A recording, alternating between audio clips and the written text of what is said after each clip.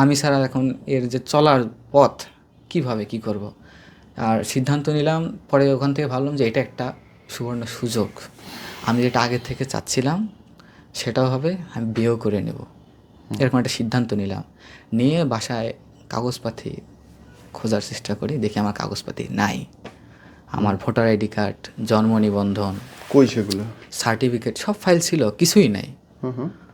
আচ্ছা কিছুই না, আমি আবার বাড়িতে একটু জিজ্ঞাসা করলাম যে কাগজপাতিগুলো, বলে কি করবি এমন। তাদের কোশ্চেন শুনে বললাম যে কাজের দরকার আছে, কলেজের দরকার বললাম, কিন্তু তারা বের করে দিলেন না। বরঞ্চ পরবর্তীতে জানতে পারি যে আমার ফ্রেন্ড যারা ছিল, ওই পুলিশের ঝামেলা হওয়ার পরে আমার বাবা মা, ওই কাছের একজন বেস্ট ফ্রেন্ড থাকে, সব সময় সাথে ছিল, আর জীবনে যা কিছু আছে তার সাথে সব শেয়ার করতাম। তো ওকে জিজ্ঞাসাবাদ করছে যে মেয়েটাকে এইরকম এইরকম আসছে, এরকম, তো সে আবার সব বলে দিছে যে এরকম ইসলামিক আসলে তার আমার ফ্রেন্ড নাম হচ্ছে অনন্ত। না, ওরা চলে গেছে, পুলিশটা চলে গেছে পরবর্তীতে 2-1 দিন পর।